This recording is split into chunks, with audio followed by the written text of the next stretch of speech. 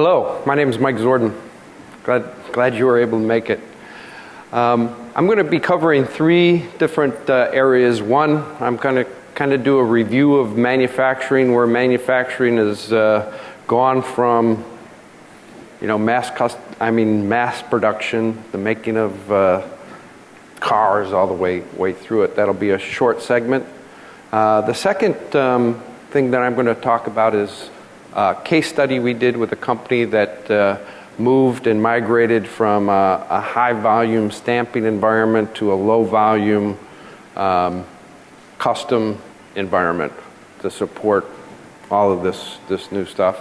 And the last component is to talk about tools that we've had to develop to bridge the virtual to reality and also use the virtual environment to produce parts.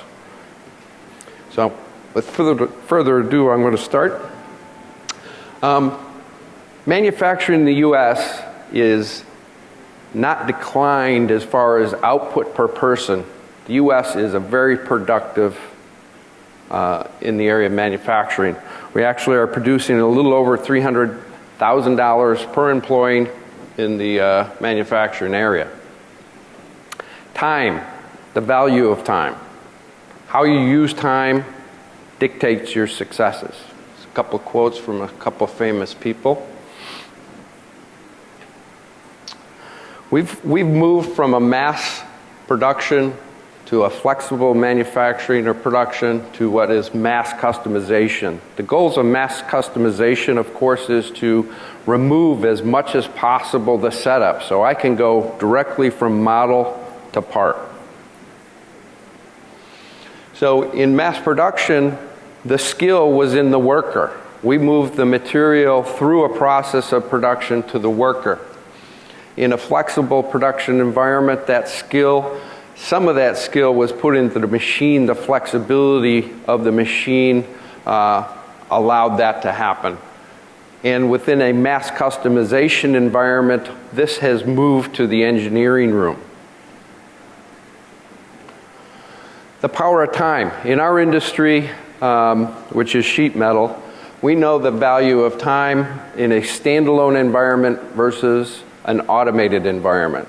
There's no question that we can produce more throughput through an automated laser. This is just a simple graph to indicate that. And that's truly the hours that you can receive after hours is really the significant component. We know that you can process with an automated system a lot more material. There's an interesting, I went too far here. One. So if we look at profit versus market, if I automate a system and I can get full capacity out of that system, or I have enough work for that system, there's no question that your profit is there. But many times there's hesitation to automate the environment because maybe they can't fulfill it. But here's a key thing. You can actually recapture, if you look at market and you reduce your price, you can capture that the same way Henry Ford did with his Model T. In his Model T, he found that he reduced his price by $100. He found almost 100,000 more opportunities to sell his vehicle. So the next, number two, is the next section of my talk is a case study that we did with a company that wanted to migrate from a very large production environment to meet his customers' needs that had been modified to smaller lot sizes. And this kind of takes us through from 2006 to 2011. And the real key here was he had a bunch of standalone equipment, a lot of hard tooling, and he wanted to make that move. So this is where he was in 2006. He knew that his first step was in the engineering room. He implemented a couple seats of SolidWorks, and he also started to implement some of our tools to take that virtual stuff and move it into the machine environment. In 2007, he made a big step. His big step was to put a fully automated system in there with raw material storage capabilities and part removal from the system and stacking. His goal was to reduce labor throughout the process. In 2008, he really doubled that. 2009, he added more laser capability versus punch laser combination capability. And if we look at the overall success of that process, we can see that they were generating about $180,000 per employee, and their deliveries were out 2 to 3 weeks. To the last time I checked with him was about January of last year, and he had achieved $391,000 per employee. He reduced his labor to under 11%, still had not achieved his under 10% goal, and has reduced his delivery times to 1 to 3 days. So he really did see the impact of his goal of taking the direct labor out of the system. So just a summary with the ideas of mass customization and the acceleration of the velocity of all the processes in between the actual machining process, he succeeded in that. We know that automating some equipment produces 2 to 3 times the amount of work. We also know that it allowed him, by making these moves, to be able to capture more market. Third thing I want to talk about deals with where we've seen in our industry the proliferation of 3D information. There's no question 3D information available to manufacturers has increased significantly. The 2D information is just going down. But you look at that bottom line, and manufacturers that are actually doing the work for your designs are telling me that, yeah, I got the 3D information, but I can't use it without investing more time and effort. So we were challenged to try to bridge that gap. And that'll be the focus of what I'm going to talk about. What do you mean bridge that gap? In most cases, when you are designing a part, you may not be really tuned into the manufacturing methods that they may be utilizing to make these parts. And those methods dictate the flat blanks that you would use to make those parts. So in one case, we'll talk about welding. In welding, sometimes if I'm going to weld a joint versus bend a joint, I may want to back up both corners, or maybe one corner, or something like this. So they will have to modify, or dependent on their manufacturing method, modify the flats for those purposes. The second area is you may not know if they're going to use a machine to bend this part that is a coining method or an air bending method. Of course, both those methods would require a different approach to flat blank development. Also, in coining, we may need to put more reliefs than we would otherwise in an air bending process. And it is these struggles that we hear a lot of times. It's not, well, maybe you even hear these struggles. You send out parts, you send out flats to your customer, and they say, I'm modifying it. Well, why are you modifying it? I'm using the proper K factor, I've got everything in there. But there are different methods that they use, and each fabricator has their own thought process on this. And again, we want you guys to just design, but we want you to understand that there are different methods, and there are reasons why they're probably making these requests. So our goal is to provide a means to bridge that from your perspective as designers to the actual manufacturing process, and to try to create some tools that will provide some error-free flat blanks in their case.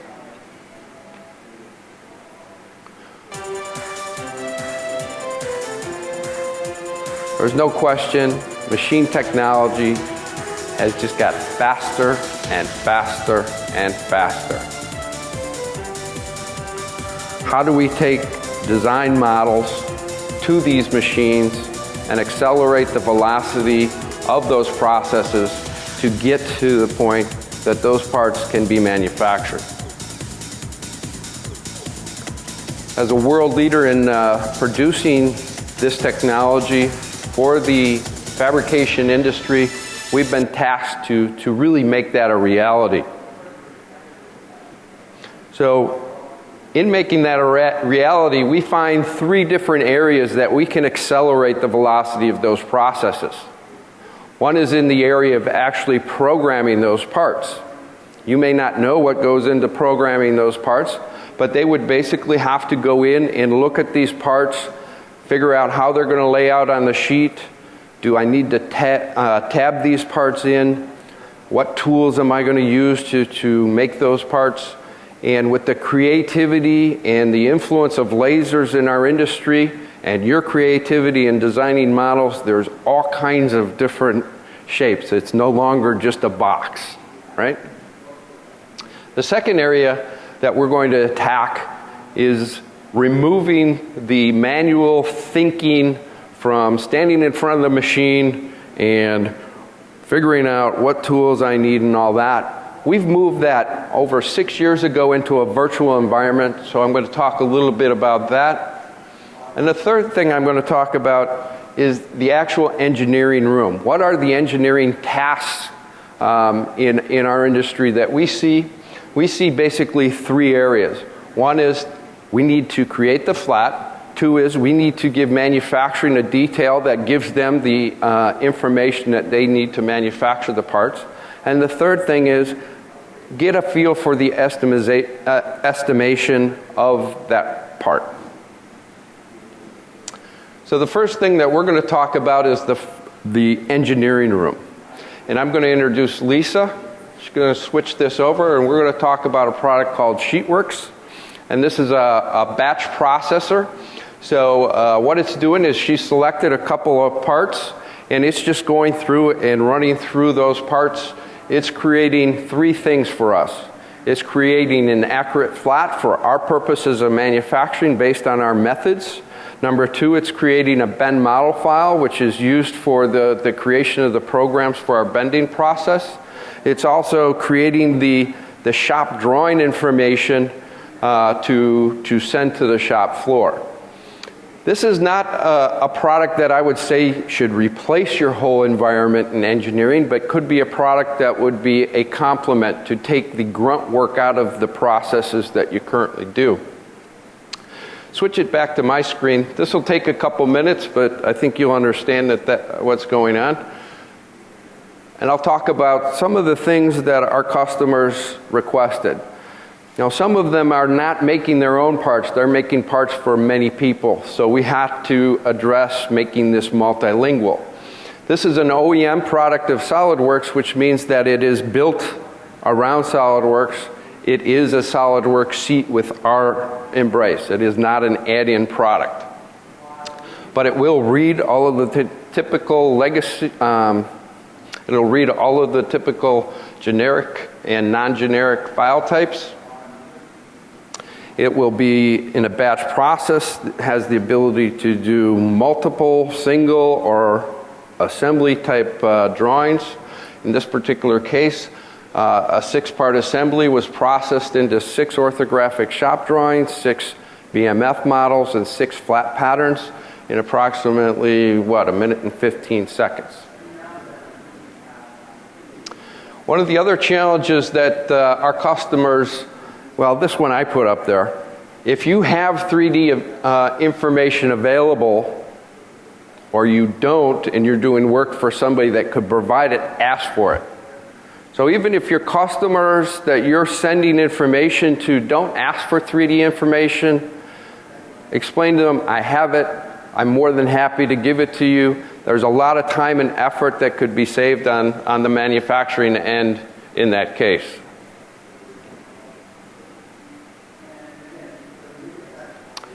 They also suggested that, yeah, I know I have to make this but to do it out of sheet metal, I have to break that down into different components and pieces. Okay, in a typical environment like in SolidWorks, I would then remove things, work on that individual piece, bring it back, remove things, work on the individual piece, remove things, work on the individual piece. So we put a tool in here that would allow us to actually say cut, cut, cut. Once that's unique, everything else changes to a different color.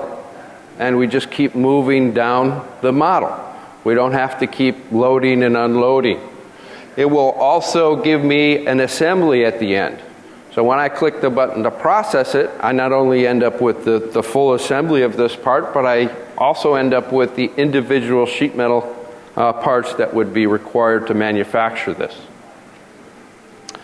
Sometimes even with your knowledge of sheet metals, it's not really easy to discern, should I make that 2 parts or 1 part? So there's facilities to just quickly drop a tool in there, know that there's a collision, and you could make a engineering decision. One may be that I could expand that and remove that collision, or in this case, a decision was made to make that 2 parts instead of 1 part. This is the big one, especially when we're talking about bending method. How do you get the flat blank that you require to manufacture this in your unique bending method? So in this process, we're actually able to take the model and create those flats based on those methods.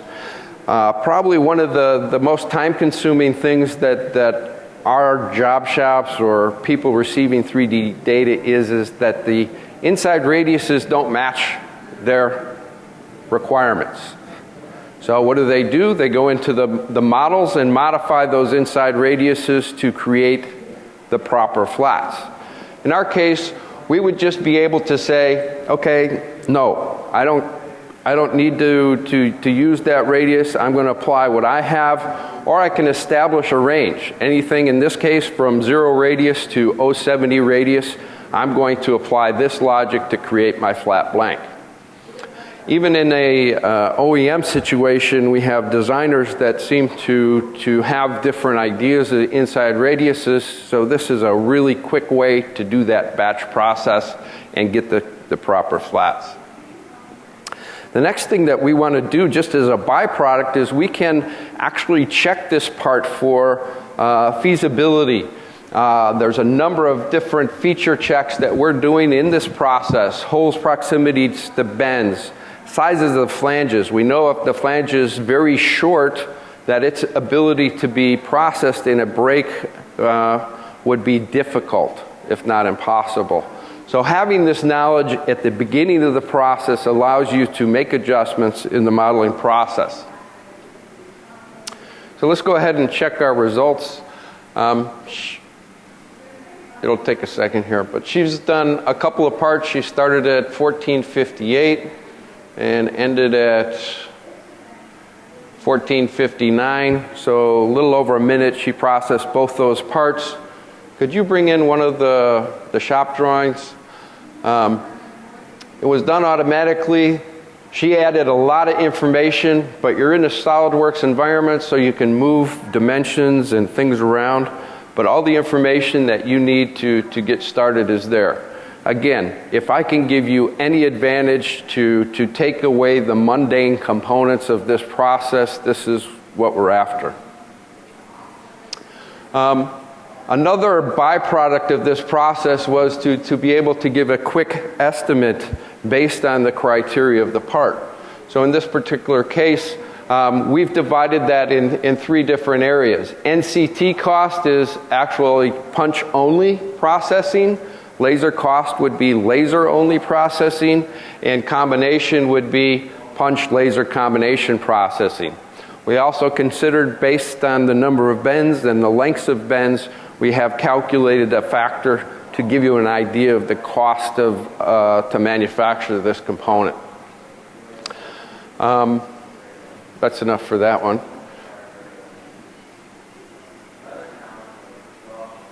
So, again, this is a batch processor. You might find it to be an applicable it may be a place to be used in your engineering environment that could reduce a lot of the engineering that you're currently doing. and allow you to spend more time on the designs where you're really good at. Okay, she's going to start our next phase, which is a bending environment. Now that we have the flats, she's going to also, this is a batch process, so she's going to ask the system to go ahead, based on this model information, give me the bending programs for these parts. Could you switch it back to me?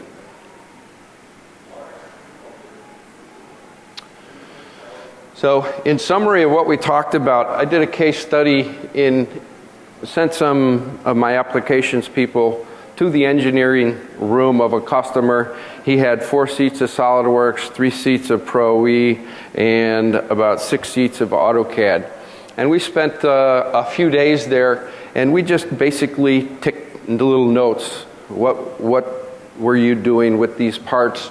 And we were seeing that there was an average of about an hour per part that they were taking on these parts. We took that same grouping of parts and processed them through the system I just talked about, and we reduced that by about 90% to an average of less than 6 minutes per part. Okay, so that's running over there. It's called Dr. A Bend. I'm actually going to be talking about that product. Dr. A Bend, what is the purpose of that?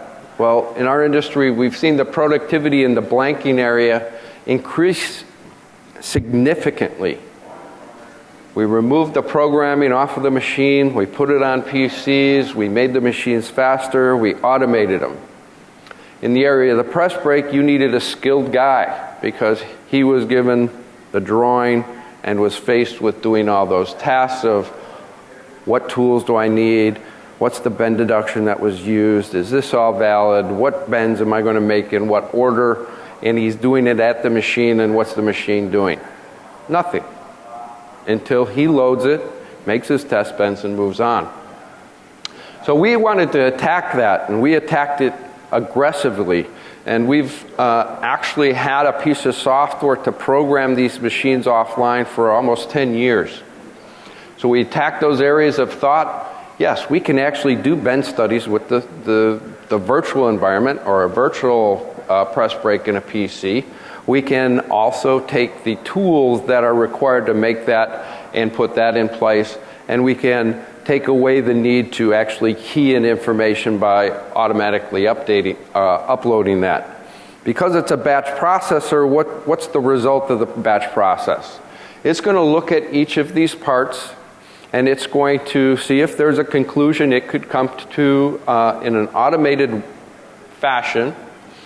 And if it's not, we can, well, the pointer's not there, but you can see a red dot. This indicates that I'll need a little bending expertise on that part. But liken it like this. If I give the guy a stack of things I need to process, okay, he's got to look at each individual one. In this case, we went through all the chatter and came up with the parts that we really need that expertise on.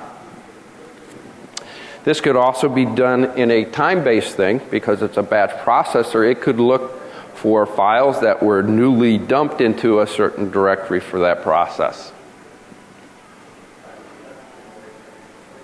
The result of this would be a setup. So each part, we would have a setup of tools that would be required to make that part. In today's environment, again, to minimize or eliminate setup, we could also say, run those parts again through the system and come up with one setup. This way I can amortize one setup across all the multiple parts. Result will be a setup sheet that contains all the information that we need to make that part with a press brake. Our latest press brakes, we can just barcode that and retrieve that from our data manager. In the area of a legacy environment, machines that may not have controls capable of that, we can still provide them setup information, and the time it takes to key in information versus think about all the process is minuscule. We've produced a piece of software that you can put on a PC next to the machine to give you point of process, real point of process understanding of how he's going to bend it, and that's a solution. So let's go back and check our results. So we've got two, one yellow, one green. We have a manual side. Anything that you could do standing in front of the machine, you can do in this environment. We can see what's going on. She can actually simulate this process. If you want to build this a different way, you can build it from scratch, or you can change the sequence. You could change a tool, reverse a tool. You have all your means to modify this, and you're not standing in front of the machine.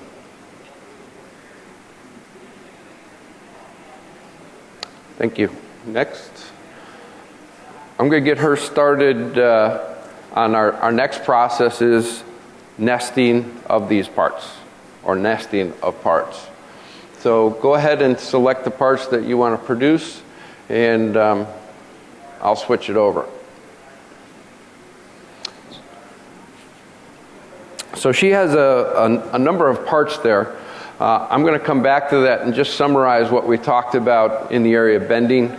We executed with a virtual environment the collapsing of all those things in the shop environment. We could take one real knowledgeable lead man in the press brake department, put him in front of a PC, and probably a half hour a day, he could have everything you need for that day processed and understood, and he has the credibility to make it happen, because everybody knows he wouldn't give me a program that doesn't make sense the same way the engineer would, because he doesn't know what he's doing. So it's very good things. So the area of nesting, there's a couple ways we can proliferate that information. One would be from an external file. If you knew what parts you were going to make in a given day, that could be in a spreadsheet or something like that, and all I need is the name of the part, the material type, thickness, and quantities. Then I would know all of the information that we need to process. In a nester, the goal is to give you material utilization, so good nesting should have tools to be able to compact the parts as close as possible. In some cases, moving the lead-ins leads you to that benefit.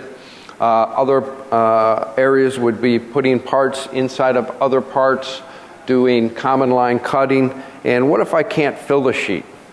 Do I just save that sheet and use it later? Do I cut it off and save it as a new sheet size? The system will recognize both approaches, and you can provide that result. So go ahead and switch it back to yours and show them a nest if you could.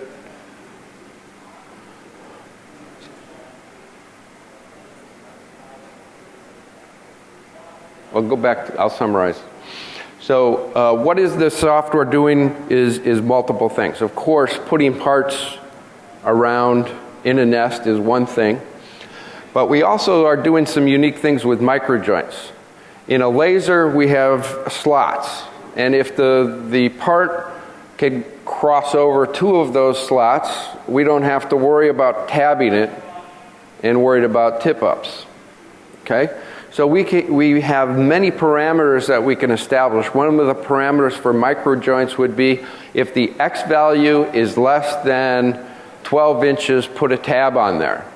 So if the nesting system put it this way, my X value's greater than 12, no tabs. If I rotate it 90 degrees, it's going to tab because the X value would be 6. So it has intelligence built into it that you can control, and these parameters can be based on material types and thicknesses. So bigger tabs for thinner material, thinner tabs for thicker material.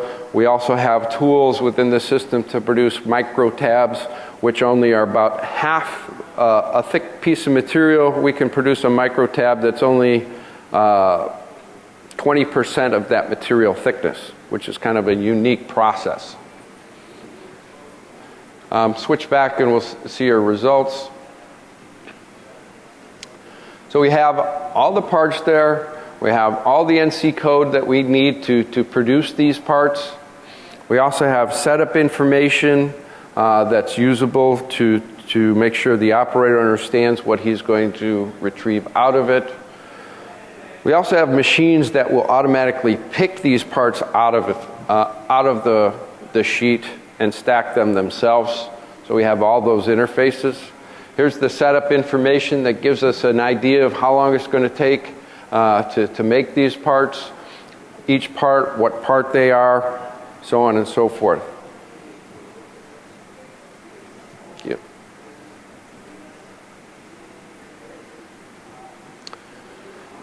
So in summary, if we look at my case study in the area of the engineering process, we basically had 6 minutes in engineering that took us all the way to estimation.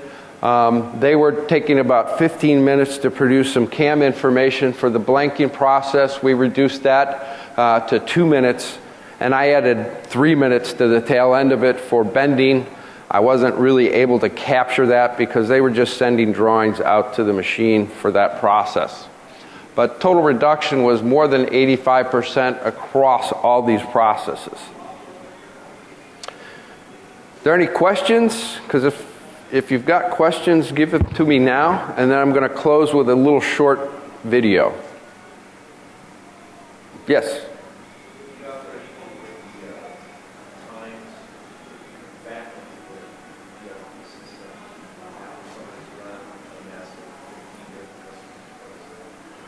Okay. What do you suggest customers do? Because I think that's one of our biggest hurdles to run that. Right. Well, first thing is, in most high-end systems, they're very good if you just fill the sheet up with one part, right? But what happens when you mix them up?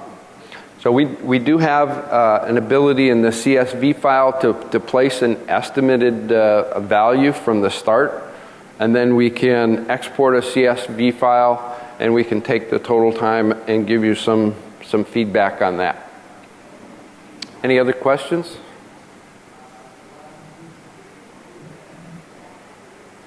No?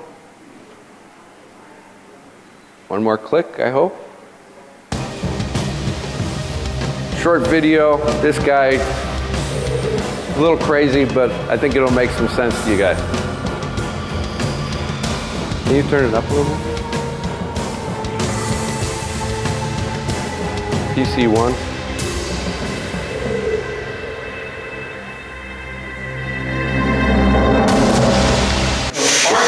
Our job is doing things that nobody else does, knows how to do, or wants to do. Well, that only leaves the impossible, which is what we do. Kenny Hall has always been fascinated by anything that goes fast and has an engine. That's why he founded Hall & Associates, or Hall Ass. Using Amada Solutions, Ken tackles engineering projects such as suspension in high-performance automobiles, a one-man sub that is propelled by manipulating positive and negative buoyancy, a custom mini-tank that reduces weight by using sloped armor. Yeah, we do that.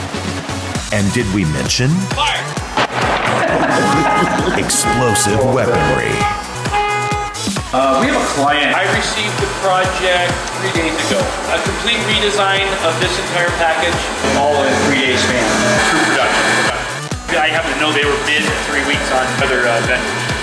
We did it in 3 days. The software, the equipment, they can't compete. We turn it in time that nobody else can, and we steal the business. 3 days, man. You can see this part was sent over, and it's heavy requirement for material. It's a lot of forming, a lot of welding, a lot of components that are duplicative of the structure that's needed. We'll be redesigning it completely and trying to get them something that's much more functional and affordable. So what we've done in our design here is we provided a hole to weld through, so that when the end plate comes in, we simply weld through these 3 holes, and that is all the welding that is required for the entire structure, because everything else interlocks. There's really no need for any other welding. And hopefully we'll end up with something 5 times stronger and half the price. The nice thing is the software will give us the ability to not only construct it, but to generate the bend analysis and to check the fit and the clearances all before we ever make a part. Without SolidWorks, the drafting required to do that would be massive. The software itself has extreme functionality. I like it because I can cheat it. I can make it do things it doesn't want to do. You can see we've generated a battery box that basically meets the general requirements. These mating surfaces that SolidWorks provides really allows a quick reference point. And you can see that as long as I give it all the appropriate references here, not only can I put it together, but I can actually, play with it. It's ready. All we have to do at this point is tell it to output the NC data, and it's ready to go. We put it on the file and we're done. That is now ready to run out to the laser and cut part of it.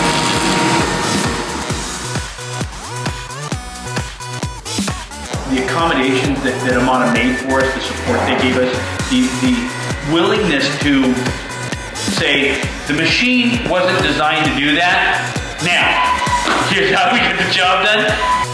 Amana has always provided us the know-how to do what we wanted to do.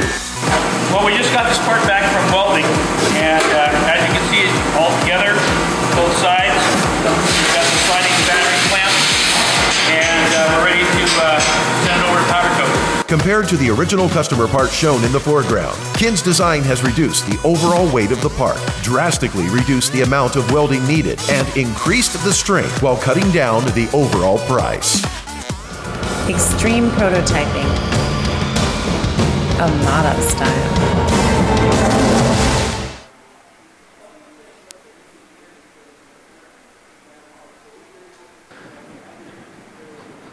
That's the end of the presentation.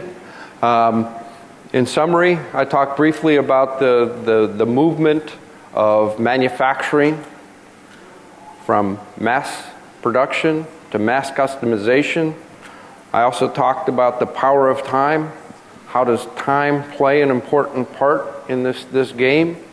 And how do we bridge the virtual environment that you guys create to the manufacturing environment? And hopefully you've learned a little bit about that process, and when somebody comes up to you that you sent a model to and said it's not right because I'm not getting a right flat, you'll have maybe a little deeper understanding of what they're looking at from their perspective. And if there's any tools that you saw up here that may be beneficial in assisting you guys manufacture, please give us a call. Thank you.